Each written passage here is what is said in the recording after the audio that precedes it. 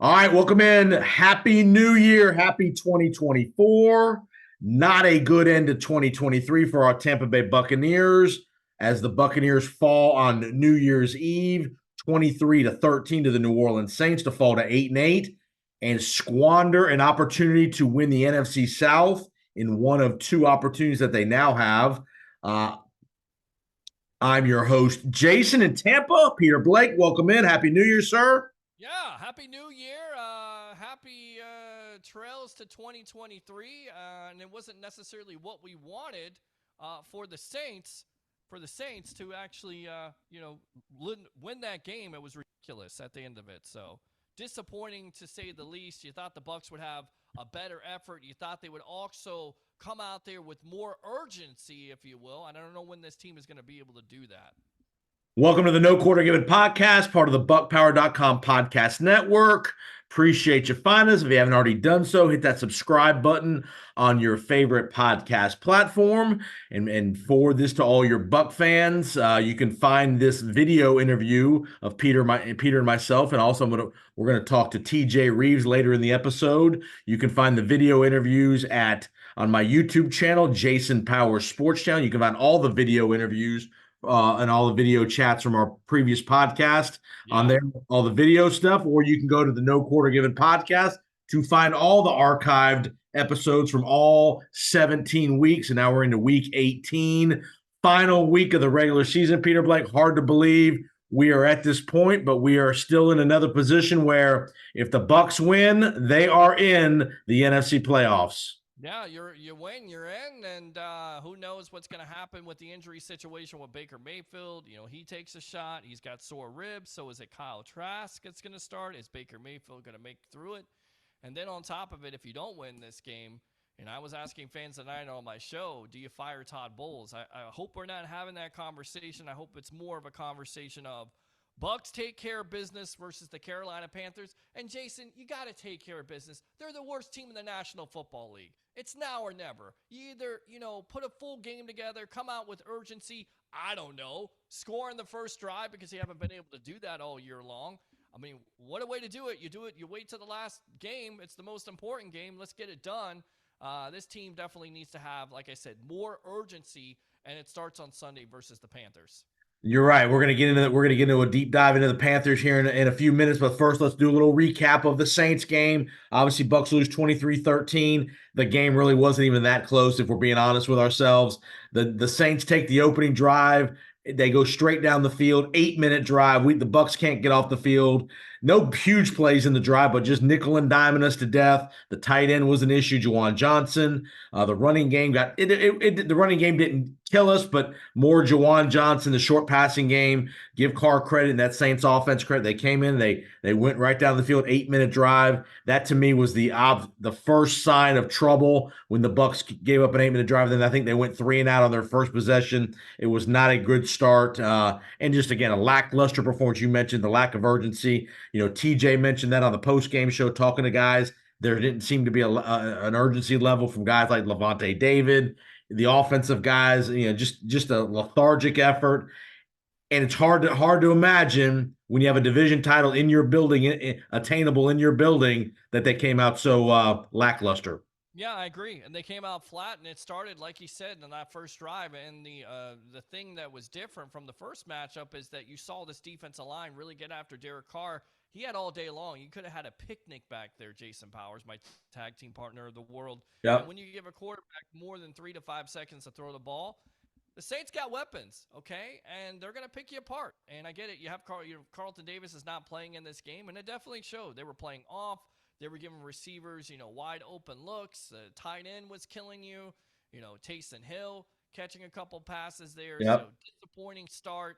And you're like, okay, Bucks have their backs against the wall. Now it's time to turn on the offense, and it never came because it was just completely flat.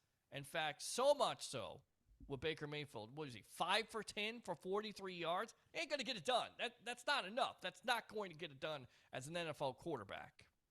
Yeah, all right. Some basic stats from the game. There were not a lot of pretty stats for the Buccaneers. Baker ends up with 309 yards passing, 2 touchdowns. Again, most of that was in garbage time in the fourth quarter, to be honest with you. Threw 2 interceptions, One was an underthrown, woefully underthrown ball to Trey Palmer, which could have been a touchdown. And then the second one, very minor deflection, but it was still thrown into the inside in the wrong spot. Would have probably been picked anyway through a bad interception there. Bucks have 4 turnovers, kind of an unlucky turnover with Rachaad White's fumble, and then you have the Trey Palmer kind of again a better throw by Baker. And that's a touchdown. He makes a great catch, but he's lunging off balance, hits the ground, the ball pops loose, and that pretty much ended any hope of a potential comeback. Again, give Palmer credit making a nice catch, but if Baker is more accurate, that's a walk-in touchdown. I completely agree with you on that. And I don't know how he fumbled the ball because I thought it was going to either go down or score a touchdown. It was a big play at the 12-yard line, and it was just it's what happened all day long for the Bucks. White gets a big time run, his biggest run of the day for 18 yards, and gets the ball stripped away. You have momentum, it's taken away. The same thing with Palmer. You feel like you're going to get back in the game there, and then he fumbles the ball away. And that is the difference between a Bucks team that won 4 in a row to the team that last Sunday played the Saints or didn't play the Saints. They didn't turn over the ball. They turned over the ball last Sunday versus the Saints, and of course, maybe you can get away with that versus a bad team in the National Football League. You're not going to be able to get away with it against the Saints. The defense only accumulates 1 sack. Your boy, the punt god, had 2 horrific punts in the game. Shane 2 City, poor. baby. Shane City. Yeah, I did not punt the ball well, to be honest. Again, we try to be objective on this podcast. We'll tell you when they do great, and you also got to tell them when they didn't play well. And Camarda did not punt well. Two really really poor punts when the game was still in doubt. That gave New Orleans some really good field position. And I thought the play calling was way too conservative early. Just too many first and second down runs, especially after about the second or third drive when you realize we're not going to run for 100 plus yards against this defense today. He waited too long to open it up, and I think that was a mistake. And you can't keep as you heard you were there. The fans were booing him out of the building in the middle of the third quarter when they kept running the ball on first and second down for 1 and 2 yards. Yeah, it's not going to get it done. And then on top of it, it doesn't make your second and third downs manageable. So basically, you become one-dimensional at that point because the third downs are 3rd and 8, 3rd and 9, 3rd and 11 because you're picking up penalties. Also, that didn't help, and you're just passing the ball at that point. So, what set up this offense in general was being more aggressive on first and second down, and that was throwing the ball. Throw the ball to set up the run instead of trying to run the ball on first and second down, which had no success at all. Throw the ball. Let it rip with Baker Mayfield. I get it. He's going to have some turnovers, but let it rip a little bit. Open up that playbook and see what happens. And you don't get the ball to Mike Evans nearly enough. Only 3 catches. I know he had 70 yards, but again, no Marshon Lattimore. You have to figure out a way to scheme him open, whether it's short balls or something. You have to figure out a way to get him more than 3 catches. Trey Palmer, again, had a good game, 4 for 84 and a touchdown, but he can't be your leading receiver. You got to force feed the ball to Mike and Chris. Otten had a couple of catches. Palmer is a perfect third option if you're throwing some balls to Mike and Chris to open up. Again, you saw Palmer got open, and I get it. They're double covering Mike. They're not going to let Mike kill him. But as an offensive coordinator, you got to figure out ways to beat those whether it's formationally, motion shifts, whatever. You got to figure out ways to get Mike Evans the ball more than 3 times. And then also Chris Godwin, again, you go back to that 4-game winning streak. What was the difference? The focal point of that offense, if it wasn't Mike Evans, it was Chris Godwin. You got to figure out how to get your playmakers involved, and they didn't do that. They didn't do a good job of that, and that was disappointing. And you feel like, once you have that 4-game winning streak and you're doing what's successful, why go back to what you were doing before when you lost 6 out of 7? Why not continue to do it? Whether it's game plan, scheme, you've got to figure it out because some of the things that were working against bad teams are not going to work against these good teams. You got to play your style of football, and you can't continue to be conservative. And I don't necessarily think it's all Dave Canales. I think it's Todd Bowles. No, I'm going to put that one on Dave Canales, man. This is on Dave Canales last Sunday. Well, it's on Dave Canales, but I also think it's Todd Bowles saying, we're not doing this enough, or we're doing too much of this, or defensively also, I don't see enough blitzes. They're not getting there. You're playing back in zone. It's 3rd and 5. You got guys that are 10, 15 yards back. That's not going to get it done. So it's just a conservative nature, and that's the problem with Todd Bowles and a lot of Bucs fans where they're pulling their hair out because we've seen where Todd Bowles can be aggressive. And we also seen this conservative nature where not only defense and offense, and I think he's in Dave Canales' ear about, I'm sure to some degree, but I think he's letting Dave call the game. I think. I think you let Dave call the game. You come out aggressive against the Panthers. I don't care if they're a 2-win team. You're more aggressive on both sides of the ball, and I think that's complementary football for this team going into 2024. Just my opinion. Yeah, and the last thing, when we'll get to the Pro Bowl selections here in a second. The obviously the issue at the end of the game on the 2-point conversion to Godwin, Baker Mayfield gets hit by Tyrann Mathieu. Everybody said that was a late hit. I didn't think it was that late. I thought it was. I mean, people were screaming and hollering that it was a cheap shot. I don't think it was. If you really look at the replay, he didn't hit him high, he hit him in the ribs. I thought it was a pretty clean hit, to be honest with you. But Mayfield was clearly compromised after that hit.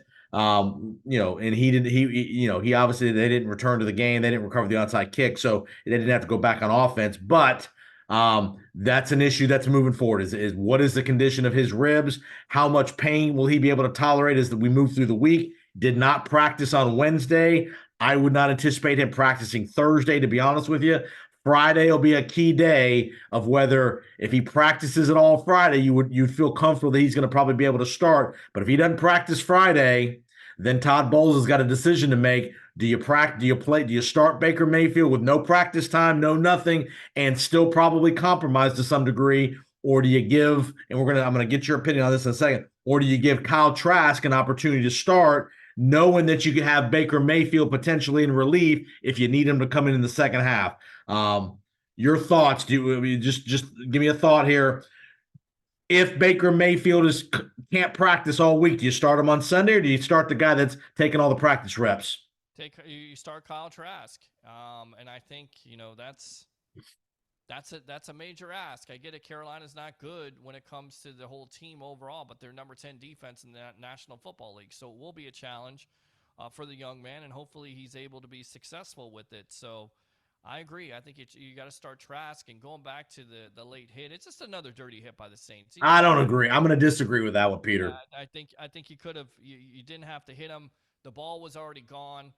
There wasn't even a penalty. I think there was a penalty called on the play. It was a dirty hit. The Saints are known for it. They're known for Bowdingate. They're known for it. And Tyrann Mathieu, he's been a guy in the past who's done it before. He tried to do it to Tom Brady, tried to get up on his mug, basically got shut down. There's no reason for it. And the Saints know, somebody mentioned this tonight on my show, the Saints knew what they were doing because they were trying to hurt Mayfield, to hurt the Bucs' chances of getting to the playoffs, and if they could win a playoff game. So that's what they do. I mean, that's not surprising. It's why Bucs fans, you talk to them all around the Bay Area. Yep. Why do you hate the Saints? Because they're dirty. They're a bunch of dirty SOBs.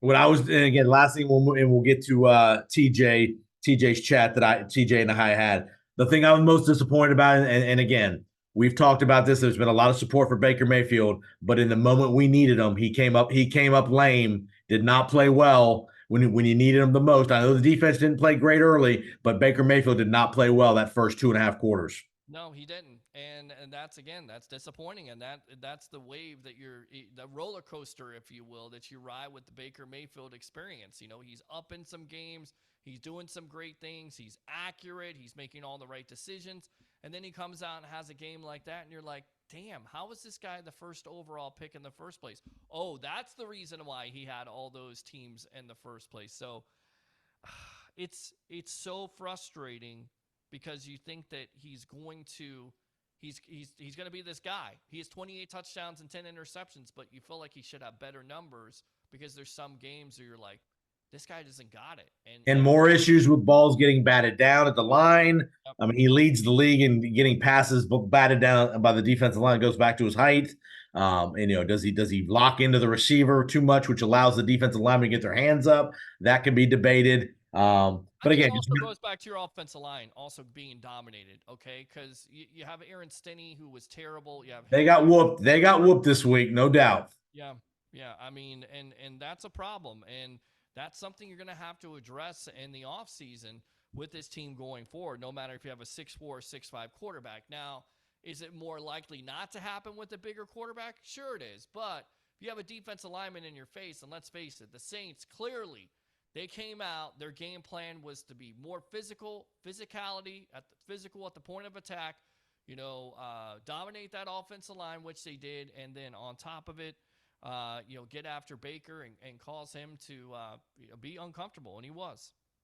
All right, give me a thought. Pro Bowl selections came out late Wednesday. Mike Evans makes it for the fifth time, I believe. And then kind of the biggest snub, which is hard to believe, no Antoine Winfield on the initial Pro Bowl list. You could make an argument for Tristan Wirfs potentially, but Antoine Winfield for sure the biggest snub for the Buccaneers. Your thoughts? I mean, you got Buda Baker, 0 interceptions, 0 forced fumbles, and 0 sacks. Yeah, And that's ridiculous. you got Antoine Winfield Jr., 5 forced fumbles, 4 fumble recoveries, and 5 sacks, and a partridge in a pear tree. I don't know. Somebody was saying this on Twitter, which again is a very toxic place, that Kyle Hamilton of Baltimore is the best safety in the game. No, Antoine Winfield Jr. is the best safety in the game, and it is completely ridiculous, and there should be an investigation of why Winfield Jr. is not in the Pro Bowl. I don't understand it, and I also don't understand Tristan Wirfs. How is Tristan Wirfs not the best left tackle in the game? Well, he's not better than Trent Williams. I'm sorry, he is. He's gotten a lot better than Trent Williams. Not at left.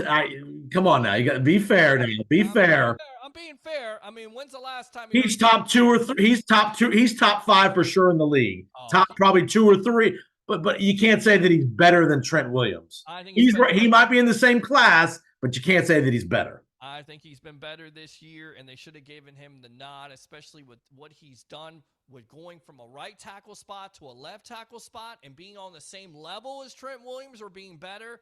Come on, man.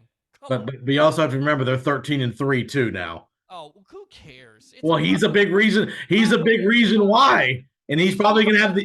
He's also hurt a lot of the time, too. Him and the other guy there, Lane Johnson, who's hurt for the majority of his career. Get the hell out of here. Tristan Wirfs should be in the Pro Bowl. Well, the good thing is some of the Buccaneers will probably get a Pro Bowl nod here because when you got the Ravens and the 49ers, that'll probably be playing deep in the playoffs, which means they most likely won't be going to the Pro Bowl. So there'll be some alternate selections.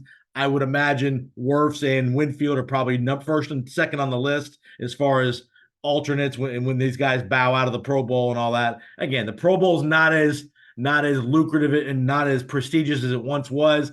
All pro selections will be the key. I think when the all pro selections come out, you could see definitely Antoine Winfield on the first or second team at all pro safety. I would expect that. I think Mike Evans could potentially make a second or third team all pro list as well, and maybe even a Tristan Wirfs. So to me, that's the real prestigious honor that the players really take pride in. Yeah, Pro Bowl is a glorified watching a Miami Dolphins game, where they refuse to tackle. I mean, it's flag football. I mean, that's what the Dolphins did last week versus the Ravens when the Ravens put 56 on them. It's a joke. And, it just shows it continues to be a joke. The real players should be put in there. And I'm just going to go to bat for Tristan Wirfs and, of course, Antoine Winfield Jr. And Vita Vea is not in there. Baker Mayfield, first alternate. He had a good year. I mean, you look at his numbers. They're pretty good. I mean, the Bucs don't get any credit. And part of it's a popularity contest because remember the players vote on this too. So guys vote for guys around the league, whether they know them, friends. They're petty.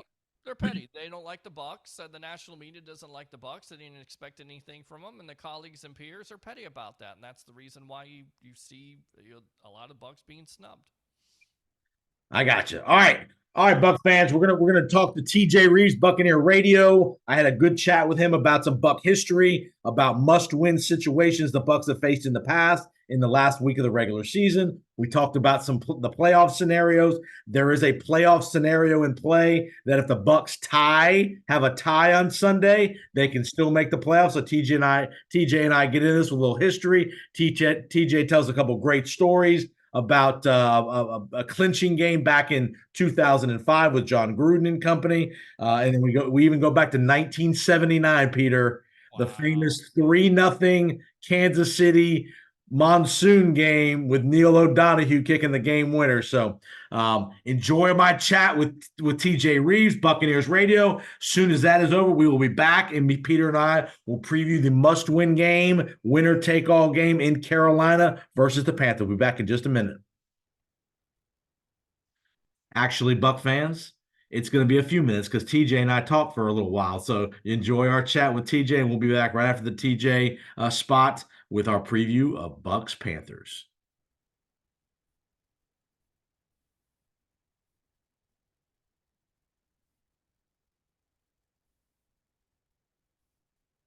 All right, Buck fans, welcome back. No Quarter Given podcast. I'm your host, Jason, along with Peter Blake. Happy New Year to everybody. Again, if you haven't already done so, subscribe, rate, and a review to the podcast. This is a all Bucks podcast. Remember, any information you need related to Bucks, the stuff we talked about with TJ, go to buckpower.com, stats, game recaps. TJ and I told some great stories about some games from yesteryear, 1979, 1981 with Dave Logan in Detroit. We reminisce that game. That was a game, Peter Blake, last game of the regular season.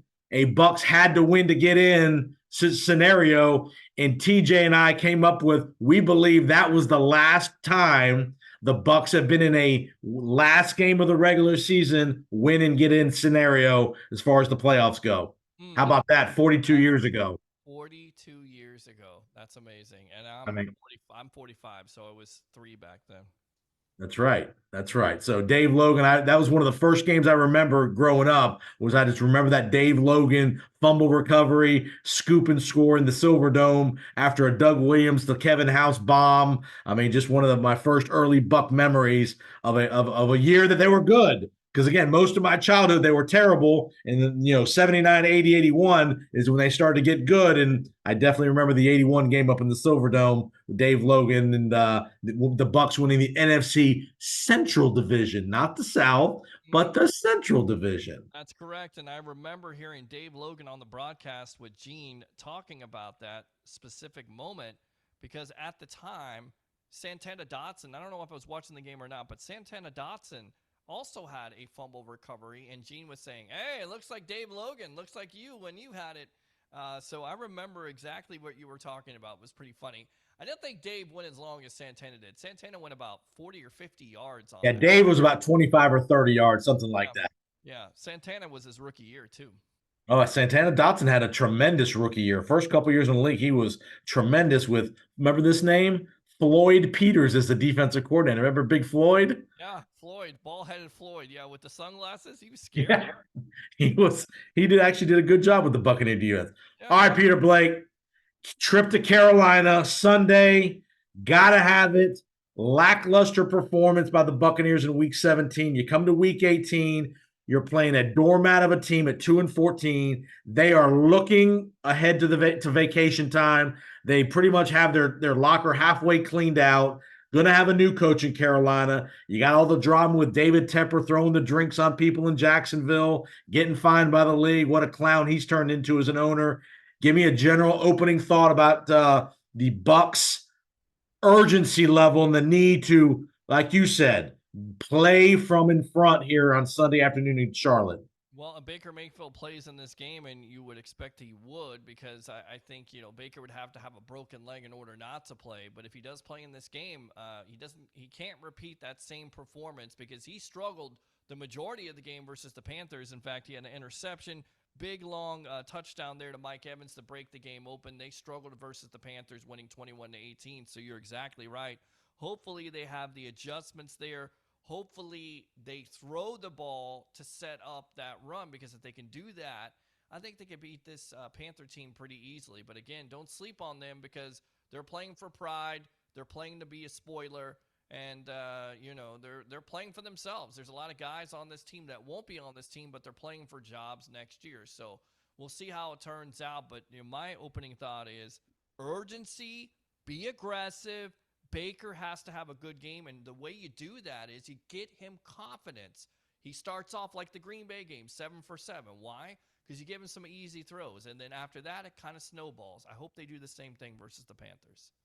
Weather's supposed to be pretty good, 55 degrees, no rain. Remember the Bucks game here in town? I sat in the rainstorm at Raymond James and got soaked for 3 hours. So that was, to me, that was part of the game as well. That here, yeah, right. Exactly. While I'm sitting in the end zone, which I had great seats. So thank you, Mr. TJ Reeves and Mr. Reeves, Thomas Reeves, for hooking your boy up with an end zone seat. Here's my question for you, Peter Blake, and give me, if Baker Mayfield is 80%, 75%, hasn't practiced, what do you do?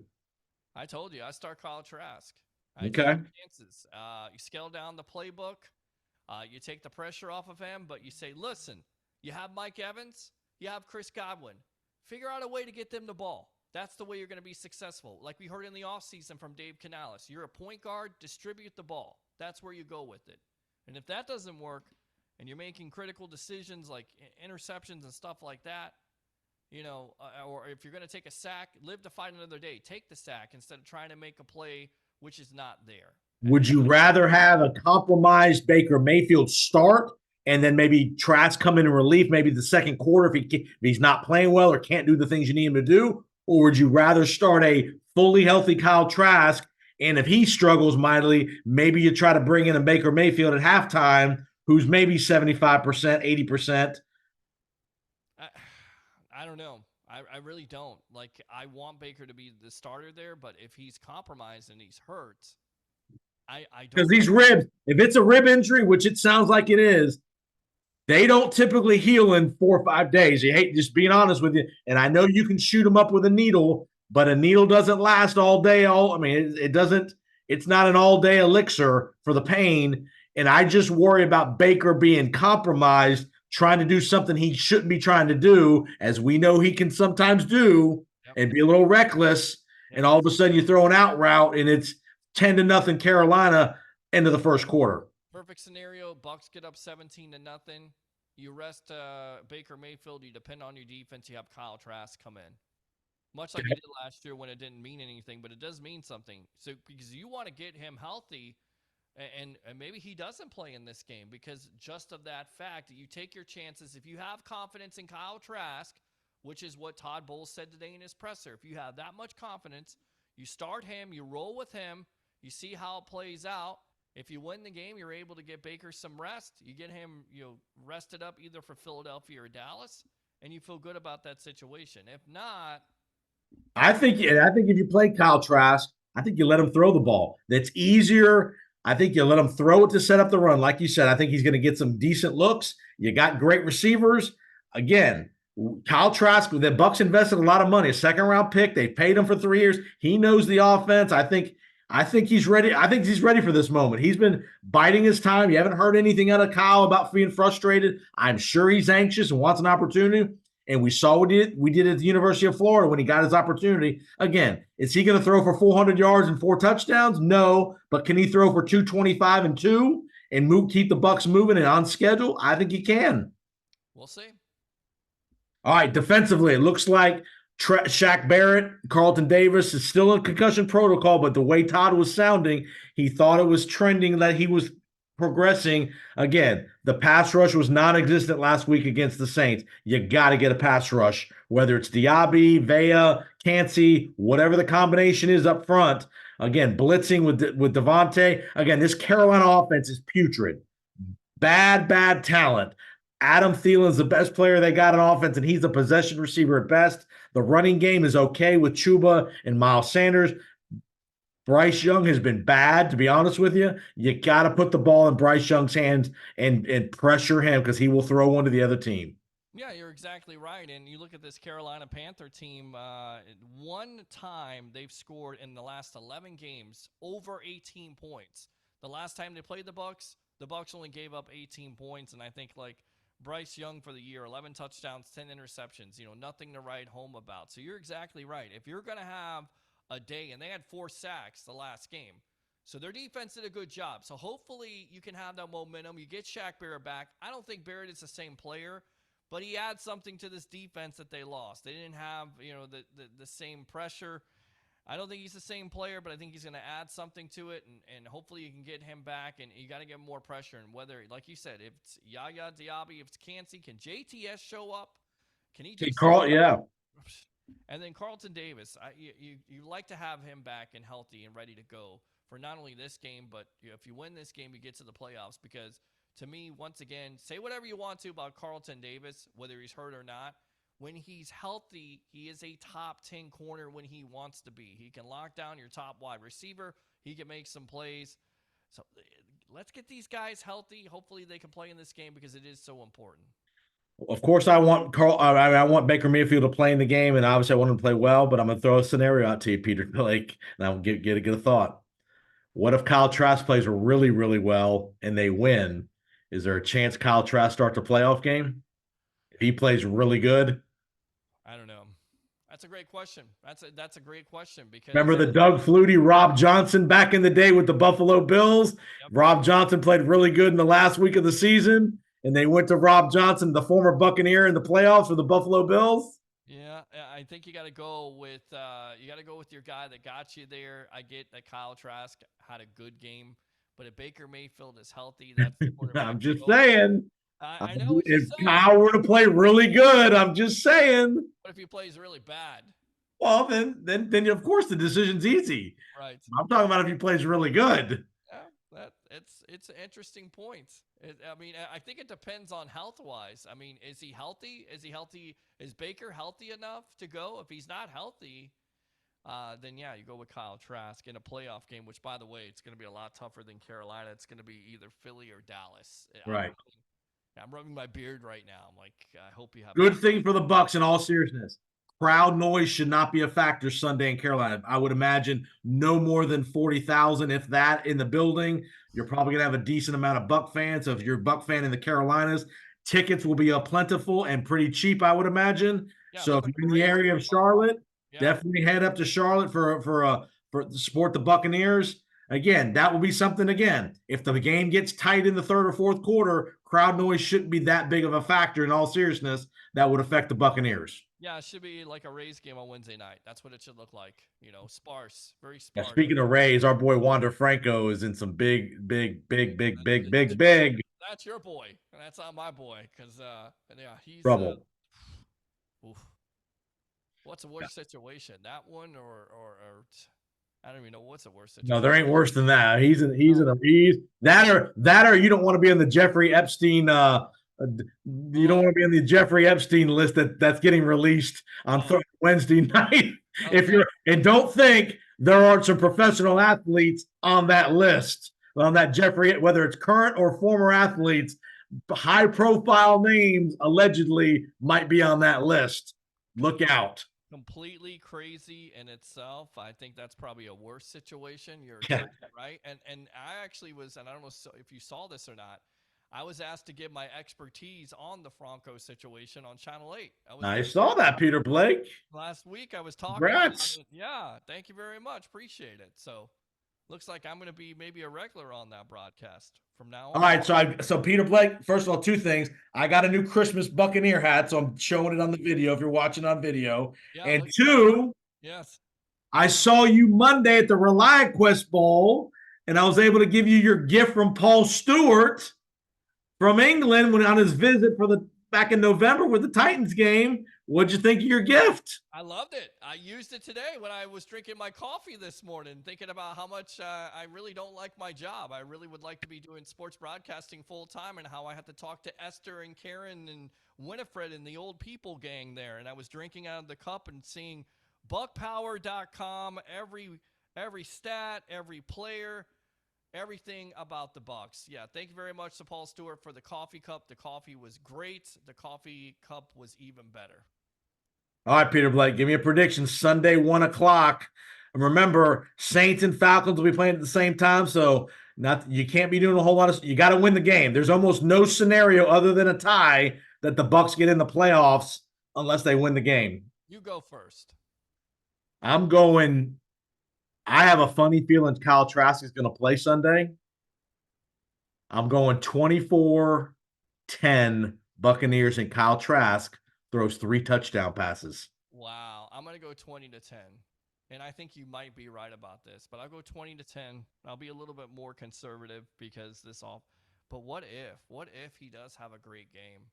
Like, what if they score over 30 points a game? You'll never live it down, because all the Trask people will be coming out of the woodwork. And you know what I'm talking about? It's like the Glennon mob. Remember Mike Glennon? I just would like to see the guy playing a meaningful game and see what he really. The garbage game in Atlanta. Right. This is the one.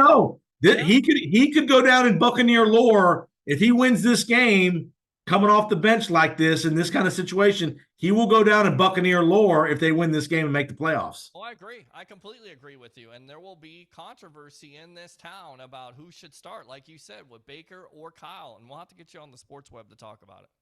We will do that. All right, 24-10 for me, 20-10 for Peter. Both of us have the Bucks hoisting another division title. Again, important game, 1 o'clock. It'll be on, I think it's on Fox. I'm pretty sure it's on Fox. Will be a Fox game. Again, Buck fans, we will have a podcast for you next week, win or lose. If they're in the playoffs, we'll do obviously a podcast. Even if they lose, we'll do a kind of a recap podcast as well for you.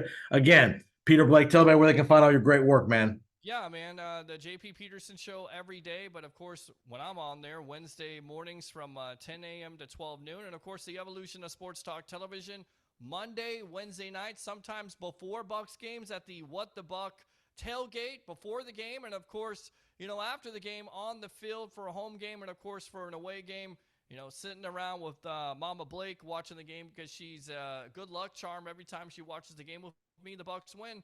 We'll be on the post-game edition of the Evolution of Sports Talk Television in collaboration with the JP Peterson Show right after the game, taking your phone calls, all the interaction. Like and subscribe to the Sports Web on YouTube. And, of course, friend me on Facebook at Peter H. Blake.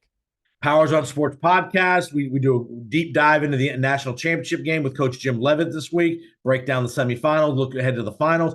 Also, Buck fans, if you're and business owners in the area, we got a couple feelers out. If you have any interest in, if we have a playoff game, Peter and I can come to your establishment and do a remote night of the playoff game. We would make it very affordable for you to do that. We've got the equipment. Peter's got great stuff. So if you're interested, reach out to us on Twitter at JPO Sports, and we can definitely get you set up if you're interested in having some Buck coverage in your establishment on playoff, whatever that's a Saturday, Sunday, or Monday potentially. So we are available, and we've got some feelers out, but you can be the first on the list. So, all right, Buck fans, let's get to the finish line. Let's get a division title.